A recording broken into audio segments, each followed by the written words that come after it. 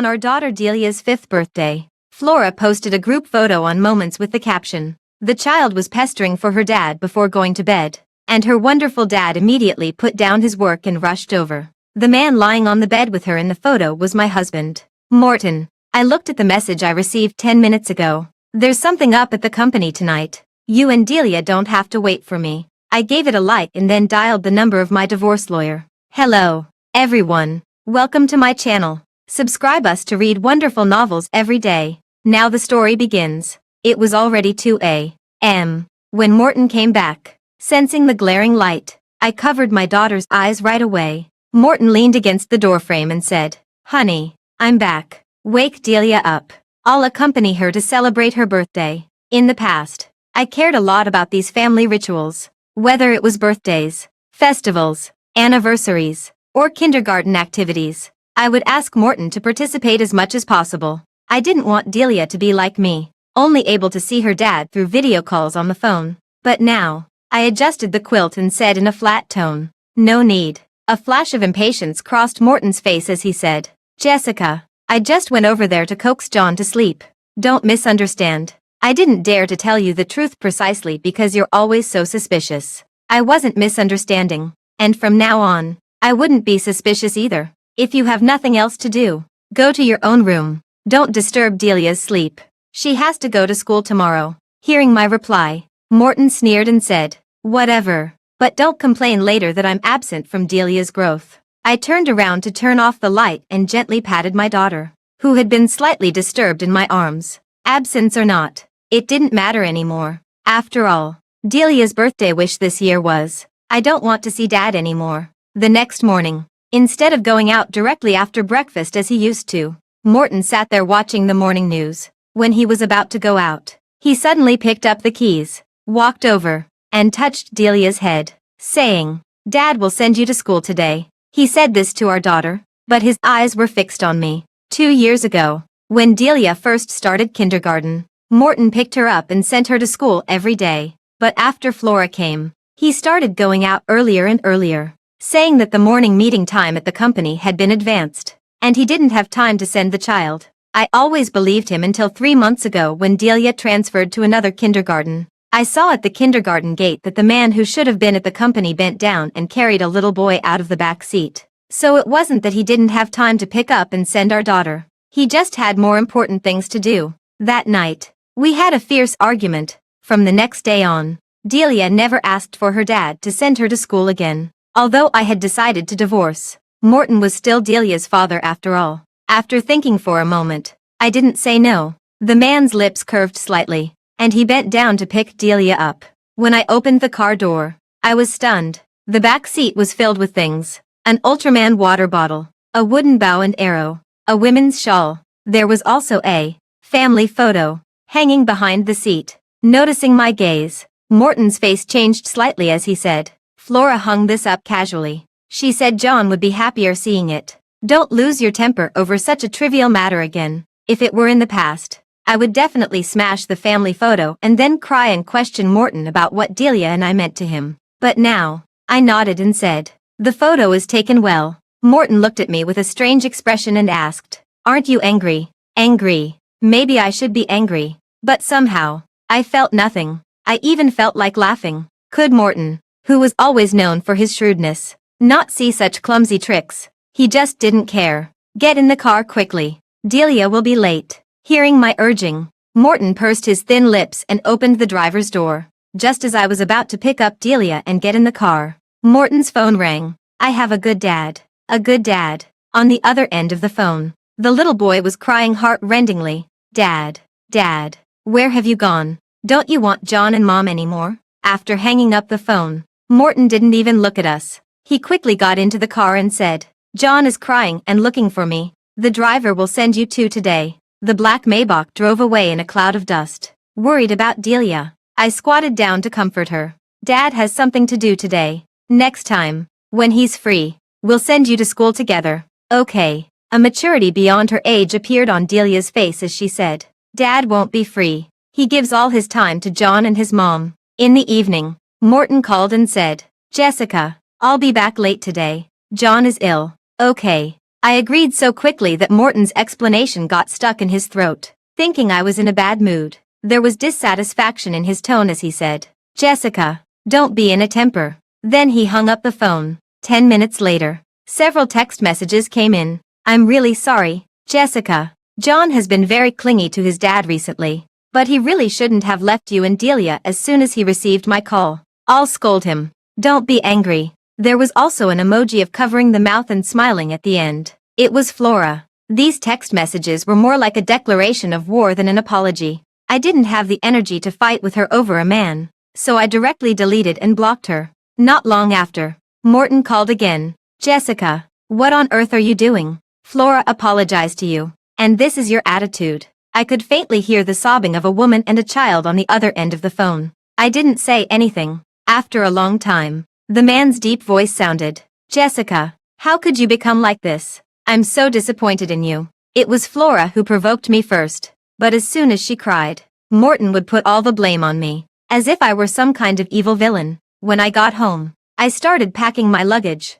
When Morton called, I was consulting a lawyer. I learned that after the divorce, I could get at least 30% of the shares of company, and when the custody conditions of both parties are similar, the daughter will be given priority to the mother. The last bit of worry was gone. Clothes, bags, jewelry, and toys that Delia liked. These were all to be taken away. When I received the last box, I was in a trance for a moment. My hands trembled slightly as I opened the wax-sealed box covered with dust. It was a box full of love letters. From Morton, aged 17 to 22. I opened the top one. It started with, "Hello, 27-year-old Jessica. I'm 17-year-old Morton. This is the first love letter I've written to you. According to our agreement, we'll open this letter together 10 years later. Surely we'll be married by then, and maybe we'll even have a lovely child." My phone rang. On the other end of the phone was the 27-year-old Morton, saying, "Jessica, do you know that Flora has run away from home with the child? If anything happens to them, I won't let you go." I happened to see the end of the letter at this time. Signature, Morton, who will always love Jessica. My heart ached as if something had gently broken. I hung up the phone and threw the box into the fireplace. That night, Morton didn't come back. I didn't desperately call him as I used to, crying and swearing that I wouldn't make things difficult for Flora anymore. My daughter didn't ask about her dad either. She just quietly took the photo of her and Morton when I was packing. Morton and I thus fell into a cold war until a week later, when Delia's kindergarten needed a parental consent form to be signed, which required face recognition. I called Morton but found that I had been blocked. Helpless, I had to take the consent form to his company to find him. I hadn't waited long when I saw a familiar figure enter Morton's office. The assistant pouring water beside me looked a bit guilty and said, "Sister-in-law, President Morton has given instructions that Sister Flora can enter and leave his office at will." This privilege of Flora, come to think of it, was actually caused by me. At that time, I would always bring meals to Morton. The two of us would chat while eating, and the chat would last for an hour. Once, Flora happened to come to see him but was stopped by the assistant. When Morton sent me out after the meal, Flora and John were already shivering with cold, their lips turning white. That was the first time Morton showed me a cold face. He got very angry, saying that my bringing meals to him every day was a waste of his time. The assistant who stopped Flora was also fired. Since then, everyone knew that Flora was the apple of Morton's eye. I never came to the company again. I smiled and nodded at the assistant, then got up and walked straight towards the office. Morton was indeed having a meeting. He was a bit surprised to see me and asked, "Why are you here?" Flora was sitting on the armrest of his chair, and the two of them were so close that they were almost touching. Noticing my gaze, he seemed hesitant to speak and said, "Jessica, don't misunderstand. Flora happens to know a bit about this project." So, I nodded and handed him the tablet, saying, "Delia is going on a research and study activity and needs a parent's signature. You came just for this. What else?" The man's aura turned cold, although I didn't know why. Based on my understanding of Morton, he was in a very bad mood now. Flora sneered and said, "What's so difficult about a signature? Morton, Miss Jessica just wants to make up with you. You've been staying at my place these days. You should go back and see Delia." Morton's frown relaxed. He threw the tablet on the coffee table and gave a playful smile, saying, "Jessica, you've learned to use the child as an excuse now. Apologize to Flora, or I won't sign this." In the past, hearing such words would make me very angry. I would be angry that Morton didn't care about his own daughter, and even more angry that he did this for Flora. But now, I wasn't angry with anyone. I was just thinking that if there was no parent's signature, Delia wouldn't be able to go on the research and study activity, and she would be disappointed. I looked at Morton and Flora, who was still sitting on the armrest of his chair, and left the office without looking back. At worst, I would tell the teacher that Delia didn't have a dad. I had just walked a few steps when a clear male voice sounded. "If Miss Jessica doesn't mind, perhaps I can do it for you." It was the man who had been in Morton's office just now. He continued, "After all, I've been watching Miss Jessica's family affairs for so long." I then took a closer look at him. He was wearing a pure black suit, exuding a strong sense of abstinence. His eyebrows and eyes were cold, and he looked wealthy and noble. I directly handed him the tablet, and the authentication was quickly passed. 3 flamboyant words were written on the screen. Edward. The divorce agreement had been drawn up. I unilaterally ended this Cold War and asked Morton to come home that night. When I went to the kindergarten to pick up Delia, his Maybach was already waiting in the pick-up area. The car window rolled down, revealing Flora's smug smile in the passenger seat, saying, "Miss Jessica, you're here to pick up the child too. This is a prestigious kindergarten. How can you still be wearing last year's coat? Aren't you afraid that the child will be laughed at?" I ignored her and moved a little further away. Flora looked at the man in the driver's seat, with a look of grievance on her face, and said, "Morton, did I say something wrong again?" Miss Jessica seems to be angry. Surprisingly, Morton didn't answer. He stared at my thin coat without moving and said stiffly, "Jessica, it's windy outside. Get in the car first." I moved even further away. I don't know when it started, but we became more and more estranged. Even when he said a caring word, it seemed so forced. When we were almost at the gate, 2 children in the line started fighting. Frowning, I saw that one of them was Delia. I quickly ran over to pull them apart and found that the other child in the fight was John. He was stunned when he saw me, then immediately sat on the ground and started crying loudly. "Wah! Auntie hit me. It hurts so much." Morton and Flora also rushed over. Flora picked up her son, her face full of resentment, and said, "Jessica, even if you don't like me, you can't take it out on a child. It's just a fight between 2 kids. Do you have to be so excited?" Morton also looked at me with dissatisfaction, completely forgetting that Delia was his biological daughter. The teacher looked embarrassed and said, "Mom of Delia, Mom of John." The 2 children just saw Mr. Morton and both said he was their dad. They started arguing and then fighting. It was dismissal time, and there were parents all around coming to pick up their children. What kind of thing is this? How can there be a fight over a dad? Could it be the original wife and the mistress? The man looks rich. Maybe the kid is just being vain and talking nonsense. Who knew it just happened to be seen by the other child? Being money-worshipping at such a young age. I don't know how the family educates the child. John was still crying, hugging Morton's neck and constantly calling out, "Dad." And Delia. She just held my hand tightly, staring at Morton without blinking. The other children were also curious and said, "Uncle, whose dad are you exactly? Hurry up and say. People who wrongly claim someone as their dad have to apologize."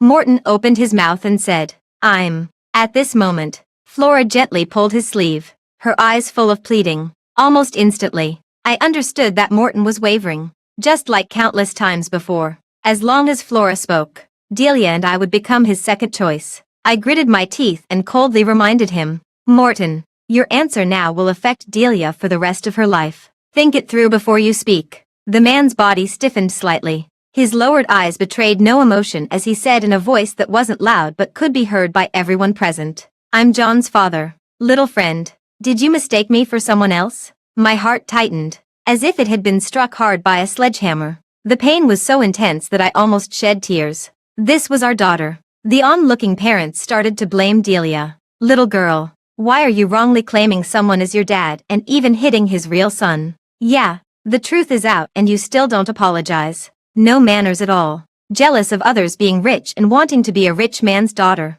I guess. Her mom doesn't look like a nice person either. All dressed up and looking shady. Maybe she's up to no good and deliberately taught her daughter to wrongly call someone dad to find a sugar daddy." "Morton, are you even human?" Before I could finish, a sharp pain came from my palm. Delia bit her lower lip, her grip on my hand surprisingly strong. Her eyes quickly dimmed as she said, "Mom, forget it." Then she numbly bowed to Morton and said, "Uncle, I'm sorry. I mistook you for someone else." In the dessert shop, I hugged my daughter with a heavy heart. "Delia, he's your father. Mom doesn't force you to love him, but I also don't want you to grow up with hatred." A calm childish voice replied to me, "Mom, I don't have a dad." He admitted it himself. He's John's dad. I touched the divorce agreement in my bag and booked a flight to Hong Kong City for tonight. On my phone was an apology message from Morton sent 10 minutes ago. "Jessica, I'm sorry, but John comes from a single-parent family. In that situation just now, I could only lie. I'll explain it clearly to the teacher tomorrow. I'll never let our daughter be wronged." This was the first time he apologized to me for something related to Flora. But unfortunately, I no longer needed it. And neither did Delia. One last trip back to pick up our documents and change of clothes. And we could bid farewell to this city completely. I thought no one was at home. But to my surprise, there were quite a few people. In the living room, John was holding Delia's favorite toy, sitting on Delia's exclusive small sofa and watching TV. Morton and Flora came out of the kitchen with dishes in their hands. They were both stunned when they saw Delia and me. I frowned. We weren't divorced yet, and he had already brought her here. Morton explained. "About what happened today. Flora thought she should apologize to you. She was afraid you'd think it wasn't sincere, so she wanted to cook some dishes herself. They're all your favorites." I sneered. "I don't dare to eat the food you two made." Morton, feeling guilty, rarely got angry. He said to Delia and John, "You two go play in the room for a while. Dad and Mom have something to talk about." As soon as the children entered the room, Flora came forward to apologize. Whether it was intentional or not, she stood in a row with Morton and said, "Miss Jessica, what happened today was all my fault. I blame myself for not correcting John in time. He's always thought Morton was his biological father. If you really mind, I'll take John and leave City S. I'll never come back to bother you and Morton again." As she spoke, she started crying. I looked at the woman in front of me and remembered the first time we met. At that time, her husband had just passed away. She was kneeling in front of us with her child, crying pitifully. Thinking about it now, perhaps Morton had fallen for her from that moment. A woman with raven black hair and red lips, kneeling gracefully in front of him, saying he was her reliance for the rest of her life. Who could resist that? I curled my lips, took out the divorce agreement, and said, "You don't need to leave." "I will. Morton, let's get a divorce. After the divorce, you can be Flora's good husband and John's good father openly." Morton looked at me with a gloomy face, his eyes dark, and said, "Jessica, are you threatening me?" I nodded. "You can think of it that way." The man laughed out of anger and said, "Jessica, do you really think I'm afraid? I've told you so many times. Brother Juan is my childhood friend. When we were young, we swore that if one of us passed away, the other would take care of the family. Why are you so narrow-minded?" I still said indifferently, "Yes, I'm narrow-minded." "Mr. Morton, you're so magnanimous. Don't haggle with me. Sign the agreement quickly." Enraged by my indifferent attitude, Morton snatched the agreement, didn't even look at it, picked up a pen and signed his name, then threw the papers at my feet and said, "Jessica, I signed it. What about you? Do you dare to divorce?" I picked up the agreement. Just as I was about to speak, John came running out of the room crying, "Wah, Dad." Delia hit me. The bloodstain on his face was extremely shocking. Morton glared at me, his eyes as if he wanted to devour me, and said, "Jessica, look at the good daughter you've raised." Delia also came out of the room and said, "Mom, I didn't hit him. He fell down by himself." Morton roared, "Delia, you've learned to lie. Apologize to John right now. Do you hear me?"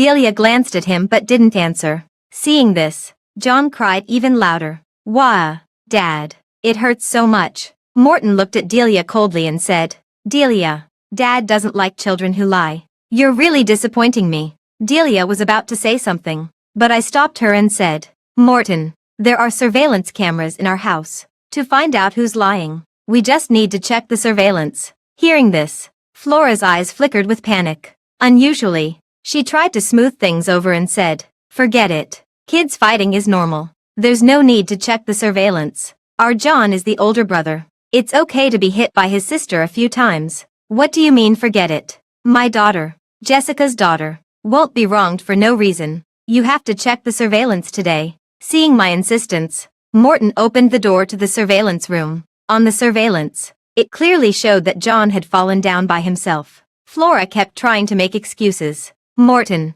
John is just a child. He was so scared that he had to lie. Maybe Delia has bullied him before. Otherwise, he wouldn't act like this. But Morton ignored her and stared fixedly at the upper left corner of the surveillance screen. In the video, I threw a box into the fireplace. My movements crisp and without the slightest hesitation. Morton rushed over and grabbed my wrist, his eyes red-rimmed, and said, "Jessica, you burned it. How could you burn it?" I looked into Morton's eyes and said calmly, "It was crawled over by bugs. It was dirty, so I didn't want it and burned it. I'll take Delia back to Hong Kong City. I'll send you the agreement later." Seeing my expressionless face, Morton visibly panicked. He finally realized that I really wanted to divorce him. "Jessica, I didn't really want to divorce. I thought you were just threatening me." Flora was equally flustered. The fake smile on her face could barely hold up. But she still forced herself to say, "Is Miss Jessica using the strategy of retreating to advance? Burning a box of worthless things? It doesn't seem to be worth much. Get out of the way." Flora fell to the ground, looking at Morton in disbelief. John also burst into tears. "Wah, Mom lied. Mom said that after driving them away, Dad would be mine alone. I did everything Mom told me to do. Why haven't they left? Why?" In an instant, the man's face lost all its color. I didn't bother to watch their bickering. I picked up my daughter and walked out. If I didn't leave, the plane would be late. In Hong Kong City, my mom was waiting for me at the airport with the driver and said, "I told you not to marry that poor guy long ago. With a mother like his, what kind of good person could he be?" I covered Delia's ears and said, "Mom, the child is here." My mom sighed. After all, she felt sorry for her daughter and said, "As long as you're home." Then, with a loving face, she started to amuse her granddaughter. After resting for a few days, I took Delia to look for a new kindergarten. Finally, we settled on a private school near home. It did a great job of keeping information confidential and held many parent-child activities. When I signed and was about to leave, the kindergarten principal stopped us. "Miss Jessica, the child's father said he's on the way. There's an activity today. You can participate and have a look." "Morton." I frowned. The words of refusal were on the tip of my tongue when a male voice interrupted me. "The activities in this kindergarten are very interesting. Does Delia want to give it a try?" Outside the door was none other than Edward, whom I had met last month. Seeing my stunned expression, Edward waved his hand in front of my eyes. "What? Don't you recognize the child's father?" After some explanation, I found out that Edward's information had been entered during the school roll connection. I felt a bit apologetic, but he waved it off. "It's nothing. Anyway, I'm not busy." I looked at his phone that rang 10 times in 3 minutes and didn't expose him. Today's activity was a parent-child sports meeting.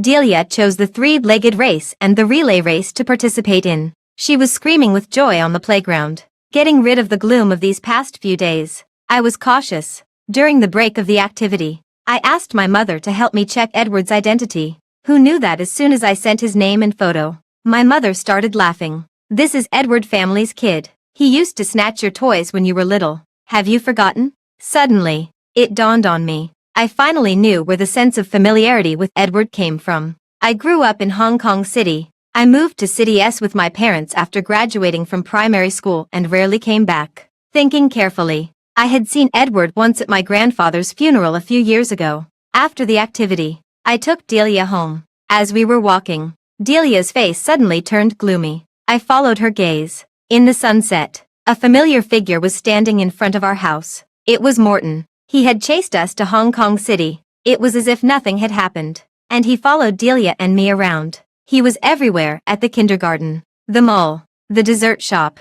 Sometimes, he would come up and say a few words. When he saw our impatient expressions, he would retreat back with a desolate look on his face. At night, he would always stand outside the Tang family's villa. When he was sleepy, he would doze off leaning against the door. Until half a month later, Edward came back from a business trip abroad and entered the Tang family's house in front of him. Hearing the bodyguard say, "Miss has given instructions that Mr. Hua can enter, but you can't," he finally couldn't help but lose control. With red eyes, he asked me, "Jessica, we were so in love. Have you really forgotten all about it?" I was stunned. The 17-year-old Morton would get up at 5 a.m. to wait for me to go to school and would patiently explain problems to me. The 20-year-old Morton would start his thank you speech on the podium with my name and would bend down to tie my shoelaces on the crowded campus. The 22-year-old Morton would wash my feet every day when I was pregnant, would cry uncontrollably outside the delivery room, and would hold our daughter all night to coax her to sleep. But the 27-year-old Morton would make me take a taxi home alone at night, would yell at me for another woman, and would deny being Delia's father in front of everyone. It was precisely because I hadn't forgotten our past love that I couldn't forgive him. I asked the bodyguard to drive him away, but 3 days later, he appeared at the door again. The bodyguard knew he was Delia's father and didn't dare to really do anything to him. On my phone, Morton kept sending messages. Honey, I know I was wrong. Please, meet me. Okay. It started to rain heavily outside. I looked out of the window. Under the dim streetlights, a man in a black suit stood in the rain, looking steadily at my room. When he saw my figure, a flattering smile appeared on his face. I went out with an umbrella. A lawsuit for divorce would affect the stock price of the Tang family. Persuading Morton to divorce by agreement was the best solution. Seeing me come out, Morton's eyes lit up.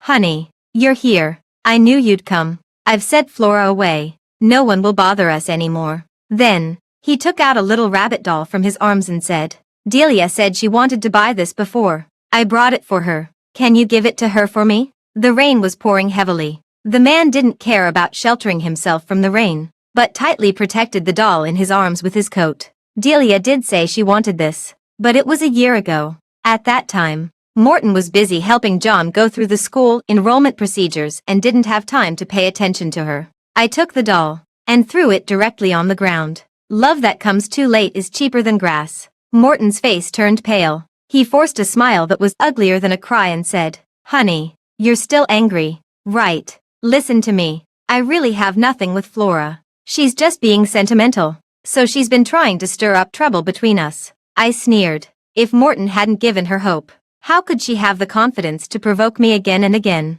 She would deliberately call Morton late at night and call him away from home. She would deliberately put photos of her and John in the office, making new employees who didn't know any better think she was the wife of Morton. She would deliberately stick a sign saying, Flora and John's special car, on the car door to show her sovereignty. All of this was obvious to a 5-year-old like Delia. As the person involved, Morton said he didn't know. He just thought Delia and I couldn't leave him, so he didn't care. I was too lazy to listen to his excuses and turned to leave, saying, Morton, I'm not here to forgive you. I'm here to make things clear. Stay away from Delia and me. I don't want a lawsuit for divorce, but if you insist, I don't mind seeing you in court. Morton's eyes froze, and the joints of his hands gripping the railing turned white as he said, Honey, I won't give up the custody of Delia. I'll hire the best lawyer. I paused in my steps and turned to look at him, thinking I was wavering. Morton showed an expectant look in his eyes and reached out to hold my hand,